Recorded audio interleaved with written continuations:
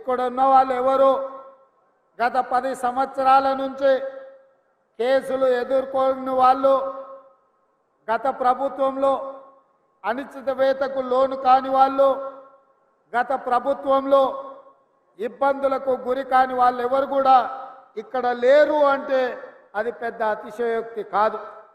అయినా 10 సంవత్సరాలు ఆనాటి చంద్రశేఖరరావు ప్రభుత్వంలో ఎన్ని కేసులు పెట్టినా, ఎన్ని కష్టాలు పెట్టినా, ఎంతమంది ఆస్తులు ధ్వంసం చేసినా, ఎంతోమంది ఆస్తులు ఆక్రమించుకున్నా, ఓపికతో సహనంతో ఆ ప్రభుత్వానికి వ్యతిరేకంగా నిలబడి, నిటారుగా నిలబడి కొట్లాడి ఇవాళ కాంగ్రెస్ పార్టీ అధికారంలోకి వచ్చిందంటే ఈ అధికారంలో మీ కష్టం ఉంది, మీ శ్రమ ఉంది, మీ రక్తం ఉంది.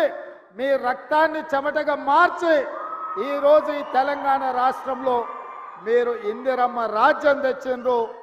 మీరు కష్టపడ్డారు కాబట్టే, మీరు గుండెల్లో పెట్టి చూసుకొని భుజాల మీద మోసిండ్రు కాబట్టి ఇవాళ మీ అన్నగా, మీ సోదరుడిగా ఇవాళ ముఖ్యమంత్రిగా ఇక్కడ నిలబడి మాట్లాడుతున్నా అని చెప్పి మా మిత్రులకు నేను తెలియజెప్పదలుచుకున్నా. మిత్రులారా, మీ త్యాగాన్ని ఎప్పుడు మరవము, మీ కష్టాలను ఎప్పటికి గుర్తుపెట్టుకుంటాం. ఎవరైతే ఆనాడు 10 సంవత్సరాలు కాంగ్రెస్ పార్టీ జెండా మోయడానికి కష్టపడ్డారో, అవసరమైతే మీ ఊపిరైన వదిలిండ్రు కానీ పార్టీ జెండాను వదలకుండా భుజాలు కాయలు కాసే విధంగా పార్టీ జెండా మోర్చిండ్రో, మీ రుణం తీర్చుకునే సందర్భం వచ్చింది. మిమ్మల్ని ఆదుకునే బాధ్యత పార్టీ మీద, నా మీద ఉన్నది కాబట్టి ఇవాళ మిత్రులారా, ఎన్నికలప్పుడు ఇదే రంగారెడ్డి జిల్లాలో రాజీవ్ గాంధీ ప్రాంగణం తుక్కుగూడ, ఆ ప్రాంతంలో సెప్టెంబర్ 17 నాడు మన నాయకురాలు, మన అభిమాన నాయకురాలు సోనియమ్మ సెప్టెంబర్ 17 నాడు 6 గ్యారెంటీలను తెలంగాణ రాష్ట్రానికి ఇచ్చింది. ఆయల్లో 10 లక్షల మంది అక్కడికి వస్తే 10 లక్షల సాక్షిగా 4 కోట్ల తెలంగాణ ప్రజలకు సోనియమ్మ మాట ఇచ్చింది. ఆనాడు కరీంనగర్ జిల్లాలో 2004లో తెలంగాణ రాష్ట్రం ఇస్తా అని మాట ఇచ్చి ఎన్ని కష్టాలు వచ్చినా, ఎన్ని నష్టాలు వచ్చినా, ఆంధ్రప్రదేశ్లో పార్టీ చచ్చిపోయినా, తెలంగాణ రాష్ట్రంలో అధికారం కోల్పోయినా ఇచ్చిన మాటకు నిలబడి తెలంగాణ రాష్ట్రాన్ని ఇచ్చింది మన నాయకురాలు సోనియమ్మ. ఆ సోనియమ్మ మన రంగారెడ్డి జిల్లాకు వచ్చి మన మధ్యలో కూర్చొని తెలంగాణ ప్రజలకు 6 గ్యారెంటీలు ఇచ్చింది. ఆ 6 గ్యారెంటీలను చూసి సోనియమ్మ మీద అభిమానంతో మీరు ఇవాళ తెలంగాణ రాష్ట్రంలో ఇందిరమ్మ రాజ్యం తెచ్చింది. మీ కష్టాల, మీ పోరాటాల నేపథ్యంలో ఏర్పడ్డ ఈ ప్రభుత్వం ఇచ్చిన 6 గ్యారెంటీలను నిలబెట్టుకోవడానికి మేమందరం అహర్నిశలు కృషి చేస్తున్నాం. ప్రతి నిమిషం, ప్రతి క్షణం, ప్రతిరోజు, ప్రతి నెల ఇచ్చిన 6 గ్యారెంటీలను ఎట్లా అమలు చేయాలి, పేదలకు ఈ పథకాలను ఎట్లా అందించాలన్న ఆలోచనే మా ఆలోచన. ఇవాళ డిసెంబర్ 7 తారీఖు నాడు అధికారాన్ని చేపడితే 48 గంటల్లోనే, 2 రోజుల్లోనే 2 పథకాలను అమలు చేసి ఆడబిడ్డలకు ఉచితంగా ఆర్టీసీ బస్సులో రవాణా సౌకర్యాన్ని కల్పించి ఇవాళ మేడారం జాతర సీతక్క దగ్గరికి వెళ్తే లక్షలాది మంది ఆడబిడ్డలకు ఉచిత బస్సు రవాణా సౌకర్యాన్ని మన ప్రభుత్వం కల్పించింది. ఆయన రాజీవ్ ఆరోగ్యశ్రీని దెబ్బతీసి పేదలకు వైద్యం అందించకుండా కేసీఆర్ కుట్ర చేస్తే ఇవాళ 10 లక్షల రూపాయలతోని రాజీవ్ ఆరోగ్యశ్రీ పథకాన్ని మళ్ళీ అమలు చేసి అపోలో, యశోద లాంటి ఆసుపత్రుల్లో ఇవాళ పేదవాడు బాజాప్తా వెళ్ళి వైద్యాన్ని తీసుకునే పరిస్థితి మళ్ళీ మన ప్రభుత్వం తీసుకొచ్చింది. ఇదే కాదు, తెలంగాణ ఉద్యమం సందర్భంగా చంద్రశేఖరరావు చెప్పిండు, నీళ్లు, నిధులు, నియామకాలు ఈ తెలంగాణ రాష్ట్రానికి వస్తాయి, తెలంగాణ వస్తే అని. ఇవాళ నీళ్ల ముసుగులో నిధుల దోపిడీ జరిగింది. నియామకాల ముసుగులో కుటుంబంలో ఉన్న వాళ్ళకు, అల్లుడికి, కొడుకుకు, బిడ్డకు పదవులు వచ్చినాయి. సడ్డకుని కొడుకుకి రాజ్యసభ వచ్చింది, సుట్టపోనికి మంత్రి పదవులు వచ్చినాయి. కానీ లక్షలాది మంది నిరుద్యోగ యువకులకు ఉద్యోగ నియామకాలు చేపట్టలే. అందుకే మేమిచ్చిన మాట ప్రకారం కాంగ్రెస్ అధికారంలోకి వచ్చి నిరుద్యోగ యువకులకు 2 లక్షల ప్రభుత్వ ఉద్యోగాలు ఇస్తామని ఏదైతే మాట ఇచ్చినామో అధికారంలోకి వచ్చిన 2 నెలల లోపు 25,000 ఉద్యోగ నియామకాలు ఎల్బీ స్టేడియంలో మేము బాధ్యత చేపట్టినమో మీరందరూ కష్టపడి మాకు ఉద్యోగాలు ఇస్తే ప్రమాణ స్వీకారం చేసినమో అదే ఎల్బీ స్టేడియంలో 25,000 మంది నిరుద్యోగ యువకులకు ఉద్యోగ నియామక పత్రాలు మన ప్రభుత్వం ఇచ్చింది. ఇది చూసి ఓర్వలేని కేసీఆర్, కేటీఆర్, హరీష్ రావు, కవితారావు, సంతోష్ రావు, దయాకర్ రావు, వినోద్ రావులందరూ కుట్ర చేసి ఇవాళ కాంగ్రెస్ పార్టీ మీద శాపనార్థాలు పెడుతున్నారు. నేను అడుగుతున్నా, సోయిలేని సన్నాసులను, దద్దమ్మలను, పేదోళ్ళ బిడ్డలకు మేము వేలాది ఉద్యోగాలు ఇస్తే మీ కడుపు మండిందా అని చెప్పి నేను అడుగుతున్నా. నీ బిడ్డను నిజామాబాద్లో బండకేసి కొడితే 6 నెలలు తిరగకముందనే నువ్వు ఎమ్మెల్సీ పదవి ఇచ్చినావు. నీ సుట్టపోని వినోద్ రావును కరీంనగర్లో గోతి తీసి పాతి పెట్టే ప్లానింగ్ కమిషన్ వైస్ చైర్మన్ ఇచ్చిన 6 నెలల. మరి నీ కుటుంబానికి ప్రజలు బండకేసి కొడితే ఉద్యోగాలు ఇచ్చుకున్నావు కదా. మా పేదల బిడ్డలు, మా దళితుల బిడ్డలు, మా గిరిజనుల బిడ్డలు, మా ఆదివాసుల బిడ్డలు, మా బలైన వర్గాల బిడ్డలు, మా మైనారిటీల బిడ్డలు, నిరుపేదల బిడ్డలు 10 ఏళ్ళు తల్లిదండ్రులు ఊర్లలో కష్టపడి రూపాయి కూడబెట్టి అశోక్ నగర్ చౌరస్తాల్లో, దిల్సుఖ్ నగర్ చౌరస్తాల్లో కోచింగ్ సెంటర్లలో చదువులు చదివించుకొని వాళ్ళ పిల్లలు 10 ఏళ్ల నుంచి పెళ్లిళ్ళు గాక ఉద్యోగాలు లేక రోడ్ల మీద తిరుగుతుంటే ఏ ఒక్క రోజైనా నువ్వు ఆలోచన చేసినవా చంద్రశేఖర్ రావు అని నేను అడుగుతున్నా. ఇవాళ నీ బిడ్డలకు ఉద్యోగం లేకపోతే నీకు దుఃఖం వచ్చింది. ఉన్న ఫలంగా వాళ్ళకు పదవులు గట్టబెట్టినావు. మరి 10 ఏళ్ళు పెళ్లిళ్ళు కాకుండా ఉద్యోగాలు లేకుండా పేదోళ్ళ బిడ్డలు రోడ్ల మీద వీధులు వెంబడి నిరుద్యోగులుగా తిరుగుతూ చెట్లకు ఉరేసుకొని చచ్చిపోతుంటే నువ్వు మనిషివా, మానవ రూపంలో ఉన్న మృగానివా కేసీఆర్? నువ్వు ఏ ఒక్క రోజైనా ఆ పేదోళ్ళ బిడ్డల గురించి ఆలోచన చేసినవా? కానీ మేము మా ఇందిరమ్మ రాజ్యంలో అధికారంలోకి వచ్చిన వెంటనే నిరుద్యోగ యువకులకు కావాల్సిన 25,000 ఉద్యోగాలు ఇవాళ మేము నియామక పత్రాలు అందించినాం. మార్చి 2 నాడు మళ్ళొక 6-7 ఉద్యోగాలు ఇవ్వబోతున్నాం. గ్రూప్ 1 పరీక్షల్ని నోటిఫికేషన్ ఇచ్చినాం. తొందరలోనే మెగా డిఎస్సి నోటిఫికేషన్ ఇచ్చి గ్రామాలలో, తండాలలో, గూడాలలో పేదోళ్ళ పిల్లలకు చదువులు చెప్పించడానికి పంతుల్లో నియామకం చేపట్టే బాధ్యత మా ప్రభుత్వం తీసుకుంటుందని ఈ చేవెళ్ళ గడ్డ మీద నుంచి నేను చెప్తున్నా. ఇవాళ నువ్వు ఉన్నప్పుడు పరీక్షా పత్రాలు జిరాక్స్ సెంటర్లలో పల్లి బఠానీల్లాక అరాజు పెట్టి అమ్ముతుంటే సిగ్గులేనోడా? ఏ ఒక్క రోజైనా దద్దమ్మల్లో ఆ దొంగల్ని అరెస్టు చేసినవా? మేము వచ్చినాక బొక్కలేసినాం ఎవడైనా అట్లా చేస్తా అంటే.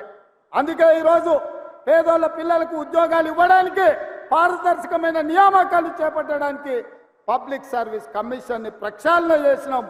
కోర్టులలో ఉన్న కేసులను పరిష్కరించి ఇవాళ వేలాది ఉద్యోగాలు ఇచ్చే బాధ్యత తీసుకున్నాం. ఒక్క రోజైనా తండ్రి నోటైనా, కొడుకు నోటైనా, అల్లు నోటైనా, బిడ్డ నోటైనా, వాని సుట్టపోని నోటైనా ఈ ప్రభుత్వం మంచి పని చేసింది, ఈ పని మంచి చేసినందుకు మేము అభినందిస్తున్నామని ఒక్క రోజైనా మాట్లాడినరా? పొద్దున్న లేస్తే గవే చెత్త మాటలు, సొల్లు వాగుడు. ఎప్పుడు ఇది పోతుందా, ఎప్పుడు మేము కూర్చుంటామని. ఒక ఆయన అంటాడు ఇది 3 నెలలు కూడా ఉండదని, ఇంకొక ఆయన అంటాడు 6 నెలలు కూడా ఉండదని. నేను చెప్పదలుచుకున్న సన్నాసులను, ఎవడైనా 3 నెలలో 6 నెలలో ఈ ప్రభుత్వం ఉండదు అని గ్రామాలకు వచ్చే మా కార్యకర్తలు వాళ్ళని పట్టుకొని యాప చెట్టు కట్టేసి లాగుల తొండలిడ్చి కొడతారని చెప్పి నేను ఈ సందర్భంగా చెప్పదలుచుకున్నా. ఆ సన్నాసుడు అంటుండు ఎన్నికల కంటే ముందు రేవంత్ రెడ్డి పేరు చెప్తే 3 సీట్లు రాకపోతుండే అని. నేను ఇవాళ ఈ వేదిక మీద నుంచి ఆ సొల్లు వాగుడు వాగే కేటీఆర్ నేను సవాలు విసురుతున్నా. బిడ్డ, ఇవాళ నేనే ముఖ్యమంత్రి, నేనే పిసిసి ప్రెసిడెంట్ను. రేపు రాబోయే పార్లమెంట్ ఎన్నికల్లో నేను సవాలు విసురుతున్నా. నీ చేతనైతే దమ్ముంటే, నువ్వు మగోడు అయితే ఈ తెలంగాణ రాష్ట్రంలో బిడ్డ ఒక్క సీటు గెలిచి చూపించు. నీ అయ్యా నువ్వు వస్తావో నీ అయ్యి వస్తాడో మా కార్యకర్తలు చూసుకుంటారు బిడ్డ. నువ్వు అనుకుంటున్నావా అల్లా తప్పగాడని? అల్లా తప్పగాలం కాదు, అవులగాలలాక అయ్య పేరు చెప్పుకొని కుర్చీలో కూర్చోలేదు సన్నాసోడా. కింది నుంచి కార్యకర్తగా కష్టపడి జెండాలు మోసి లాఠీ దెబ్బలు తిని నీ అక్రమ కేసులు ఎదుర్కొని చెర్లపల్లి చెంచల్గూడ జైల్లో మగ్గినా భయపడకుండా లొంగిపోకుండా నిటారుగా నిలబడి నిన్ను, నీ అయ్యను, నీ బావను బొందబెట్టి ఇవాళ కుర్చీలో కూర్చున్నాం.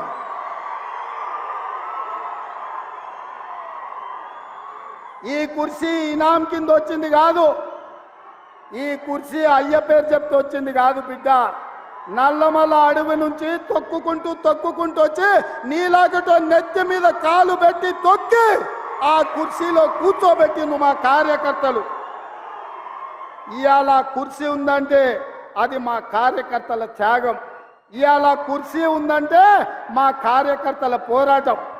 ఈ కార్యకర్తలు వీళ్ళు నాకు అండగా నిలబడ్డంత కాలం, నన్ను భుజాల మీద మోసినంత కాలం, నువ్వు కాదు నిన్ను పుట్టించిన నీ అయ్య కాదు వాళ్ళ దేవుడు వచ్చినా ఈ కుర్చీని తాకలేరని నేను ఇవాళ చెప్పదలుచుకున్నా. ఇవాళ ఆయన మాట్లాడుతుండు మేము సోషల్ మీడియా ఉంటే మేము గెలిచేటోళ్ళమని. అరే సన్నాసోడా, ఉన్న టీవీలన్నీ సుట్టపొల్లవే కదరా. మాకేమన్నా టీవీ ఉందా? మాకేమన్నా పేపర్ ఉందా? మా అయ్య చూపించుకోవడానికి ఏమన్నా టీవీ ఇచ్చిండా? రాసుకోవడానికి ఏమన్నా పేపర్ ఇచ్చిండా? సొల్లువాగుడు వాగడానికి మాకేమన్నా మైకులు ఇచ్చిండా? సాయంత్రం పూట సేద రీయడానికి జూబ్లీహిల్స్లో సినిమా వాళ్ళ గెస్ట్ హౌస్లు ఏమన్నా మాకు ఇచ్చిండా? ఏమిచ్చిండా? మా కార్యకర్తలు కష్టపడితే, మా కార్యకర్తలు నిలబడి కొట్లాడితే మాకు ఇవాళ ఈ అధికారం వచ్చింది. ఇవాళ నువ్వు చేసే తప్పుడు పనులు మా కార్యకర్తలు సోషల్ మీడియాలో పెట్టారు. మాకు ఆ ట్యూబ్ అక్కర్లేదు, ఈ ట్యూబ్ అక్కర్లేదు, ఏ ట్యూబ్ అక్కర్లేదు బిడ్డ. నీ ట్యూబ్ లైట్ వలగొట్టే బాధ్యత మాత్రం మేము తీసుకుంటాం. కానీ చివరికి దివాలా చెడి యూట్యూబ్ ఛానల్ పెట్టుకుంటామంటుండు. అట్లనే కృష్ణానగర్లో ఏదైనా బ్రోకర్ దందా కూడా పెట్టుకో. అది ఇది రెండు కలిస్తే బాగానే నడుస్తుంది నీ వ్యాపారం. ఇప్పటికి కూడా సిగ్గురాలే. వాళ్ళ కుటుంబం దోసుకుంటే తెలంగాణ ప్రజలు చెప్పు తీసుకొని కొట్టినరు అనే సంగతి ఆయనకు అర్థం కాలే.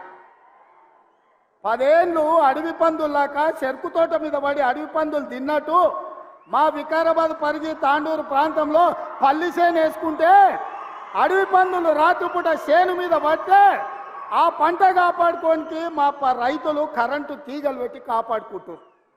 అట్లనే తెలంగాణ ప్రజలు అడవి పందుల్లాక తెలంగాణ మీరు తెగమెక్కుతుంటే కరెంటు వైర్లు పెట్టి మిమ్మల్ని కరెంటు తీగలకు బలిచ్చి ఇవాళ కాంగ్రెస్ పార్టీని అధికారంలోకి తీసుకొచ్చారు. అందుకే మిత్రులారా, ఇవాళ నేను ఒక్క మాట చెప్పదలుచుకున్నా. సోనియమ్మ మాట ఇచ్చిందంటే అది శిలా శాసనం. సోనియమ్మ గారు ఏదైతే మాట ఇస్తే అది శిలా శాసనం.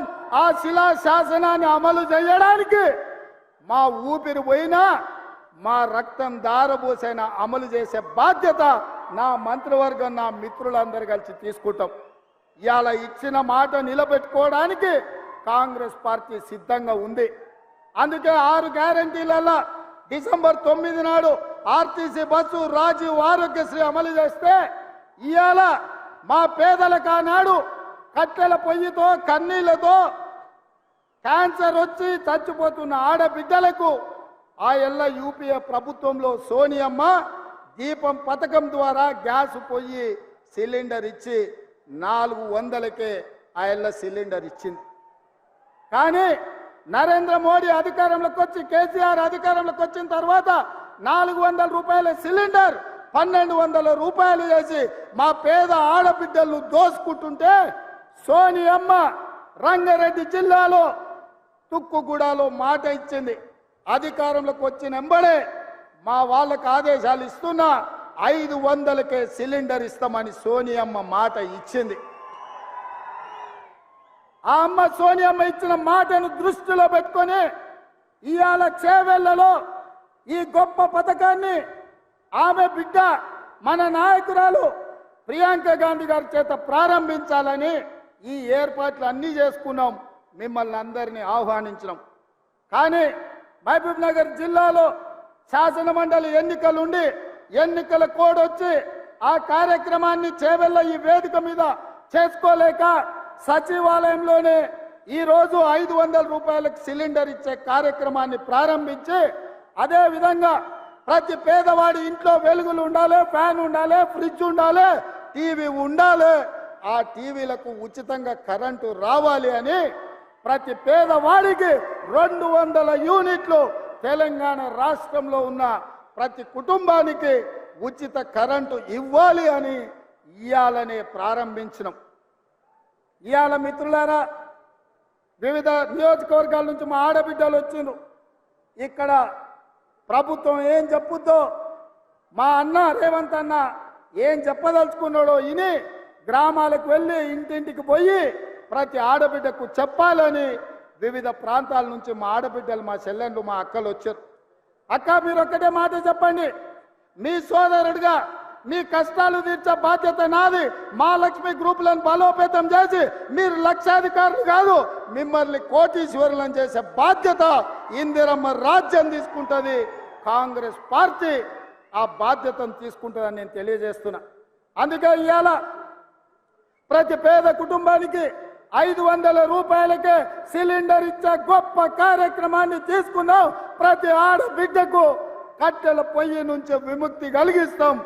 ఏ ఆడబిడ్డ కంట్లో కన్నీళ్లు రావద్దు, ఆ కుటుంబం సంతోషంతో పండుగ చేసుకోవాలి అంటే 500 రూపాయలకే సిలిండర్ ఇవ్వాలి అని మన ప్రభుత్వం ఇయాలటి నుంచే ప్రారంభించింది. ఇవాళ 40 లక్షల మంది అర్హులైనరు.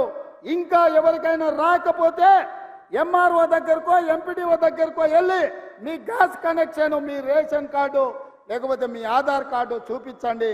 మీకు అందరికి ఇచ్చే బాధ్యత ఈ ప్రభుత్వానిది, ఇందిరమ్మ ప్రభుత్వాన్ని నేను తెలియజేస్తున్నా. ఎవరైనా మీకు రాలేదంటే ఆందోళన చెందకండి, అక్కడనే కూర్చొని అధికారులను అడగండి, మాకెందుకు రాలేదు, మా రేషన్ కార్డు, మా గ్యాస్ కనెక్షన్, మా ఆధార్ కార్డు ఇది మా రేవంత్ అన్న చేవెళ్ళలో చెప్పిండు, మాకు వస్తుంది ఇవ్వండి అని మీరు అడగండి. మీకు ఇప్పించే బాధ్యత పెద్దలు ఉత్తమ్ కుమార్ రెడ్డి గారు తీసుకుంటారు. ఆ నగదు బదిలీ చేసే బాధ్యత పెద్దలు బట్టి విక్రమార్క గారు తీసుకుంటారు. బట్టి విక్రమార్క గారు రోజు పొద్దున సాయంత్రం కూడుతూ ఉన్నాడు, కూడికలు కూడుతూ ఉండు, ఏమన్నా తక్కువవుతుందా ఎక్కువవుతుందా అని. నేను అన్న ఇది పేదోళ్ళది కదా, జర లెక్కలు తక్కువ చేయ, పైసలు వంచవే అని. అన్న కూడా అవును, ఇది నిజమే, పేదోళ్ళకి ఇవ్వాల్సిందే, కొంచెం అక్కడిక్కడైతే ఏదన్నా చూద్దాం కానీ ముందైతే వీళ్ళకి ఇద్దామని ఇవాళ 200 యూనిట్లు ఉచిత విద్యుత్కు, అదేవిధంగా 500 రూపాయలకు సిలిండర్కు సంతకం పెట్టిండు, నగదు ఇవ్వడానికి ఒప్పుకున్నాడు. మరి మీరందరూ మా బట్టన్నకు ఉత్తమన పెద్ద ఎత్తున సపోర్ట్ కొట్టురు. మా ప్రెస్ వాళ్ళు కొడతలేరు, ఏమయ్యా సిలిండర్ వద్దా మీకు, మీ ఇంట్లో కరెంటు తీసుకోరా? నాకు తెలిసి చాలామంది మా తెలంగాణ బిడ్డలు పేదోళ్ళే, తెల్ల రేషన్ కార్డు వాళ్ళే ఇక్కడ ఉన్న పాత్రికేయ మిత్రులు. మీకు కూడా ఇస్తామయ్యా, మీరు కూడా ఈ సంతోషంలో పాల్గొనండి. తెలంగాణ ఉద్యమంలో ఎట్లా పాల్గొన్నారో గిల్ల కూడా పాల్గొనండి. ఇది మంచి పని, ఇది రాజకీయం కాదు, ఇది పేదలకు సంక్షేమం. అందులో మీరు కూడా సహకరించాలి, మీరు కూడా అందులో భాగస్వాములే. కాబట్టి ప్రెస్ వాళ్ళ కోసం కూడా సార్ చప్పట్లు కొట్టురాయాలి, కొడతలేరు. అదేవిధంగా మిత్రులారా, ఇక మీరు అనుకుంటుండొచ్చు మా కార్యకర్తలు గా పక్క నుండి గాడ కూడా వచ్చేటప్పుడు ఇద్దరు అడిగారు, సార్ మరి నువ్వు ముఖ్యమంత్రి అయితే మరి మా సంగతి ఏందని. నేను ఒక మాట చెప్పదలుచుకున్నా, మీ కష్టంతో మీ శ్రమతో మేము ఇక్కడికి వచ్చినాం. ఈ వేదిక మీద ఉన్న ఎవ్వరం మేము సొంతంగా నాయకులం అయినోళ్ళు కాదు, మీరు కష్టం చేస్తేనే మేము అయినోళ్ళం. మరి మన కండ్ల ముందల ఇప్పుడే పార్లమెంట్ ఎలక్షన్ ఉంది. పార్లమెంట్ ఎన్నికల్లో మీరు కష్టపడితేనే ఢిల్లీకి 14 మందిని దోలుతాం మనం. ఇవాళ ఇప్పుడే పేడముతి బోడిలింగానికి సవాల్ ఇస్తుంది, ఒక్క సీటు కూడా నీకు రాని అని. మరి ఇది నా ఒక్కంతో అవుతుందా? మీ అందరు సహకరిస్తేనే కదా, మీరందరు తోడుంటేనే కదా. మరి మీరందరు కష్టపడితే, మీరందరూ తోడుంటే, రేపటి ఎన్నికల్లో మీరు కట్టెపట్టుకొని తిరిగితే 14 ఎంపీలను గెలిపించే బాధ్యత సోనియమ్మకు మేము మాటిస్తాం. మనమందరం కష్టపడదాం, కానీ అంతటితో మన బాధ్యత తీరలే.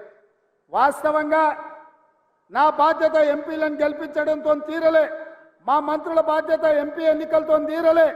అసలైన బాధ్యత క్రమశిక్షణ కలిగిన కార్యకర్తలను సర్పంచులుగా, ఎంపీటీసీలుగా, జడ్పీటీసీలుగా, జిల్లా పరిషత్ చైర్మన్లుగా, మండల పరిషత్ అధ్యక్షులుగా మిమ్మల్ని గెలిపించినప్పుడు వార్డు మెంబర్లుగా ప్రతి హోదాలో కార్యకర్తలను గెలిపించినప్పుడే నిజమైన కాంగ్రెస్ పార్టీ నాయకులం అనిపించుకుంటాం. రాబోయే ఎన్నికల్లో మీకోసం, మిమ్మల్ని గెలిపించడం కోసం ఈ ప్రభుత్వం, మా నాయకత్వం పనిచేస్తుందని చెప్పి నేను ప్రతి కార్యకర్తకు నేను మాట ఇయ్యదలుచుకున్నా. ఎవరైతే కష్టపడ్డారో, ఎవరైతే నష్టపోయినరో, ఎవరైతే పార్టీ జెండాను మోసిండ్రో ఆ కార్యకర్తల్ని వాళ్ళ అర్హతను, వాళ్ళ అవకాశాన్ని బట్టి వార్డు మెంబర్లుగా, సర్పంచులుగా, ఎంపీటీసీలుగా, ఎంపీపీలుగా, జిల్లా పరిషత్ చైర్మన్లుగా గెలిపించే బాధ్యత నాది, మా అందరిది అని చెప్పి నేను ఈ సందర్భంగా చెప్పదలుచుకున్న మిత్రులారా. అదేవిధంగా రామోనాన్ని అందిస్తున్నాడు పక్క నుంచి. అన్న ఇప్పుడు పథకాలల్లో మనం గ్రామాలలో ఇందిరమ్మ కమిటీలు వేయాలి, ఎందుకంటే కష్టపడ్డోళ్ళ చేతులు ఉంటే ఊర్లో ఎవరికేమి ఇవ్వాలనో తెలుస్తుందని. ఆల్రెడీ పాత 10 ఉమ్మడి జిల్లాలకు 10 మంది ఇన్ఛార్జ్ మంత్రులను వేసిన. మీ నియోజకవర్గాల నుంచి ప్రతి గ్రామం నుండి 5 మందిని సభ్యులను వివిధ సామాజిక వర్గాల నుంచి మీరు మీ ఎమ్మెల్యే ద్వారా సంతకం పెట్టి ఇన్ఛార్జ్ మంత్రికి ఇవ్వండి. ఇందిరమ్మ కమిటీలను వేసి ఇండ్లైనా, పెన్షన్ అయినా, సిలిండర్ అయినా, ఏ పథకమైనా మీ ద్వారా పేదలకు చేర్పించే బాధ్యత మన ప్రభుత్వం తీసుకుంటుంది అని చెప్పి నేను ఈ సందర్భంగా తెలియజేస్తున్నా. మిత్రులారా, చాలా మంది అధికారం వచ్చిన తర్వాత కార్యకర్తల్ని మర్చిపోతారని ఉంది. కానీ నేను కార్యకర్తలకు నాయకుని, నేను మీలో ఒక్కడిని. మీ గురించి ఆలోచన చేస్తా. ఏ కార్యకర్తలైతే ఈ పార్టీని అధికారంలోకి తెచ్చిండ్రో ఆ కార్యకర్తలను గెలిపించే వరకు మీకు అండగా నిలబడతా, మీకు తోడుగా ఉంటా, మీకోసం పనిచేస్తా, మిమ్మల్ని కలుస్తా. మీరు చూసిన 75 రోజుల్లో ఏ ఒక్క రోజు, ఏ ఒక్క గంట సెలవు తీసుకోలే. రోజుకు 18 గంటలు పని చేస్తూనే ఉన్నాం. ఎవరు వచ్చినా కలుస్తూనే ఉన్నా. అట్లని అందరినీ కలిసినా నేను అనలేను. వేలాది మంది అభిమానంతో ఏం పని లేకపోయినా అన్నను ఒకసారి కలిసిపోదామని వస్తారు.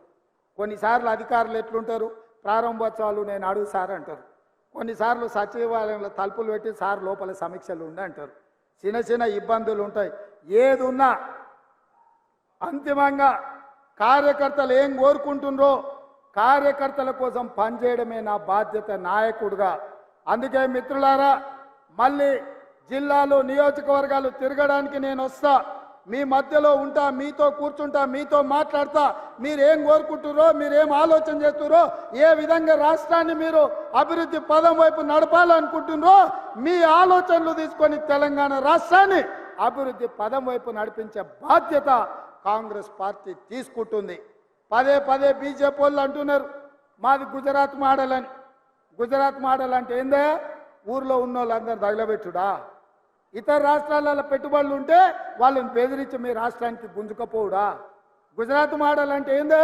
సంవత్సరానికి 2 కోట్ల ఉద్యోగాలు ఇస్తా అన్నారు. ఎవరికైనా ఉద్యోగం ఇచ్చిందా? రైతు ఆదాయాన్ని 2 చేస్తామన్నారు. రైతు ఆదాయం 2 చేయలేదు, కానీ ఢిల్లీలో మాత్రం ధర్నా చేస్తున్న రైతులను కాల్చి చంపేసింది. ఇదా గుజరాత్ మోడల్? ఇదా మీరు చెప్తున్నది నరేంద్ర మోడీ గారి మోడల్? అడిగేటోళ్ళు లేడు కదా అని బెదిరించి రుబాబుతో దబాయించి బతకాలనుకుంటున్నారు బీజేపీ వాళ్ళు. నిన్న మన బీజేపీ వాళ్ళు బయలుదేరిన మోడీని ప్రధానమంత్రిని చేయాలి. ఇప్పటివరకు ఏమున్నాడా మోడీ? ప్రధానమంత్రి లేడా? ఆయన మన ముఖ్యమంత్రి ఉన్నాడా? 10 ఏళ్ల నుంచి దేశానికి ప్రధానమంత్రి ఆయనే కదా. మరి ఆయన ఎందుకు చేయలే? సంవత్సరానికి 2 కోట్ల ఉద్యోగాలంటే ఇప్పటికీ దేశంలో 20 కోట్ల ఉద్యోగాలు ఇవ్వాల్సిన అవసరం ఉండే. రైతుల ఆదాయం 2 చేస్తా అన్నాడు. కానీ మా ఊర్లో ఒడ్లు అంటే ఇస్తే కొనేటోళ్ళు లేడు, మా తాండూరులో కందులు వస్తే పట్టేటోళ్ళు లేడు. ఎట్లా బతకాలి? అభివృద్ధి అన్నారు. ఏం అభివృద్ధి అని నేను అడుగుతున్నా. ప్రాణహిత చేవెళ్ళ నుంచి చేవెళ్ళ వరకు నీళ్లు తేవాలని ఆనాడు డాక్టర్ వైఎస్ రాజశేఖర రెడ్డి ఈ చేవెళ్ళలో శిలాఫలకం వేస్తే పడావు పెట్టించిండు, పండ్లికిలు ఇచ్చిండు కేసీఆర్. ఈ బీజేపీ వాళ్ళు ఏమన్నా చెప్పి కేసీఆర్ చేవెళ్ళ, వికారాబాద్, తాండూరు, పరిగి ఈ ప్రాంతాలకు గోదావరి జలాలు ఇవ్వాలి, ఈ ప్రాజెక్టు పూర్తి చేయాలని ఎప్పుడని చెప్పిండా? నిన్న మొన్నటి వరకు ఈ కేడి ఆ మోడీ కలిసే అంటగాగింది కదా, అల్లం బెల్లం లెక్క అల్లాయి బల్లాయి చేసుకురు కదా వాళ్ళిద్దరూ, చేయలేదా? మరి ఇవాళ మేమిద్దరం వేరే, మాకు ఒకరంటే ఒకరు సరిపోదని నాటకాలు ఆడుతున్నారు. ఇది నమ్మాలనా అని నేను అడుగుతున్నా. ఒకవేళ వాళ్ళిద్దరి మధ్యలో పొత్తు లేకపోతే, చీకట్ల ఒప్పందం లేకపోతే కేటీఆర్ను ముఖ్యమంత్రిని చేయడానికి కేసీఆర్ పోయి మోడీని ఎందుకు అడిగిండా? ఇది నేను చెప్పినా, మోడీ కదా చెప్పింది కేసీఆర్ వచ్చి నన్ను అడిగిండని. ఎవడే కేసీఆర్కి ఇంటి పెద్ద, కుల పెద్ద? నరేంద్ర మోడీ కదా. ఇప్పుడు వాళ్ళు ఇంటి పంచాయతీ తీసుకొని పోయి మోడీకి చెప్పిండంటే వాళ్ళ కుల పెద్ద ఎవడు? మోడీ కదా. మరి ఆ మోడీ కేడి ఇవాళ కాంగ్రెస్ను తట్టుకోవాలంటే చీకట్ల కలిసి ఉండాలి, పొద్దుపూట కొట్లాడినట్టు ఉండాలని నాటకాలు వేస్తూ, ఈ నాటకం కింద తెలంగాణ పిల్లలకు అర్థం కాదా? మనం అంత అమాయకులమా? గుజరాత్ నుంచి వచ్చి ఆయన జోలు చెప్తే వినడానికి ఏంది గుజరాత్ మోడల్ అని నేను అడుగుతున్నా. గుజరాత్ మోడల్ అయితే రైతుల ఆదాయం రెండింతలు కావాలి. గుజరాత్ మోడల్ అంటే 20 కోట్ల ఉద్యోగాలు ఇవ్వాలి. గుజరాత్ మోడల్ అంటే ప్రతి పేదవాడికి ప్రధానమంత్రి ఇల్లు కట్టించి ఉండాలి. గుజరాత్ మోడల్ అంటే సాగునీటి ప్రాజెక్టులు పూర్తి కావాలి. కానీ ఇవేవి జరగలేదు. ఇంకేం మోడలు? గుజరాత్ మోడలు. ఆ గుజరాత్ మోడల్ 10 ఏళ్ళు దేశంలో అమలు చేసిర్రు. గుజరాత్ మోడల్ అంటే పార్టీలను చేర్చడం, ప్రభుత్వాలను బడగొట్టడం, ఎన్నికని కింద పడేసుడు, మాటినోని జైళ్ళలో పెట్టుడు.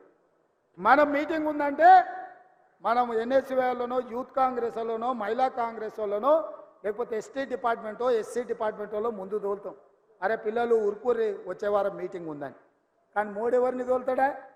ఈడీ వాళ్ళని తోలుతాడు, ఇన్కమ్ ట్యాక్స్ వాళ్ళని తోలుతాడు, సిబిఐ వాళ్ళని తోలుతాడు. అరే పోర్రాబాయ్, ఆ ఊర్లో వీడి నాయకులు ఉన్న వాళ్ళని తీసి కేసులు పెట్టుర్రి, మళ్ళీ తర్వాత మా పార్టీలో చేసుకుంటామని. ఇది గుజరాత్ మోడల్ అంటే. ఇక ఇక్కడ ఒక నాయకుడు ఉన్నాడు బీజేపీలో, మనిషి మంచోడే కానీ పార్టీ సక్కనైంది కాదు. ఆయనకి వేసినా దండుగా అవుతుంది. ఎందుకంటే ఆయనకు ఒక్కోటి వేసినా కూడా దండుగా అయిపోతుంది అది. ఎందుకంటే ఆయన మాట ఎవరు విన్నారు? ఆయన్నే చెప్పిండు, మేము ఏదో ఆశించి అండకు పోయినాం, కవితను తీసి జైలు వేస్తారు అనుకుని లోపలికి పోయినాక అదేం లేదని చెప్పిండు. పెద్ద మంచిగా చెప్పిండు కదా. ఇక ఉన్నది ఉన్నట్టు కులం చెప్పిండు. ఇంకా ఆయన కోటేసి కూడా దండగానే. అందుకే ఇవాళ ఈ చేవెళ్ళ పార్లమెంటు నియోజకవర్గంలో పార్టీ నిర్ణయించి ఎవరిని ఎంపీగా ఇక్కడ అభ్యర్థిని ప్రకటించినా అత్యధిక మెజార్టీతో గెలిపించండి. ఈ తెలంగాణ ప్రాంతాన్ని, చేవెళ్ళ ప్రాజెక్టును పూర్తి చేసి ఈ ప్రాంతాన్ని అభివృద్ధి పదం వైపు నడిపించి ప్రతి ఎకరాకు నీళ్ళిచ్చే బాధ్యత తెలంగాణ రాష్ట్ర ముఖ్యమంత్రిగా, కాంగ్రెస్ పార్టీ అధ్యక్షుడిగా తీసుకునే బాధ్యత నాది. ఈ వికారాబాద్ ఈ ప్రాంతం జిల్లాలో ఇక్కడ నుంచి ఎన్నికైన నేను ఇవాళ రాష్ట్రంలో అందరు కలిసి నాకు అవకాశం ఇచ్చిండ్రు ముఖ్యమంత్రిగా. తప్పకుండా ఈ ప్రాంతాన్ని అభివృద్ధి పదం వైపు నడిపించే బాధ్యత నేను తీసుకుంటా. ఇవాళ ఈ జిల్లాలో కార్యకర్తలకు అండగా ఉండడానికి పెద్దలు మహేందర్ అన్న ఈరోజు మన మధ్యలో ఉన్నాడు. సునీతమ్మ ఉంది. మహేందర్ అన్న కంటే సునీతమ్మ కార్యకర్తలు ఎట్లా అండగా నిలబడుతుందో 3 సార్లు జిల్లా పరిషత్ చైర్పర్సన్గా ఎన్నికైందంటే మీ అభిమానంతో ఇవాళ నాయకురాలుగా మీ ముందు నిలబడ్డది.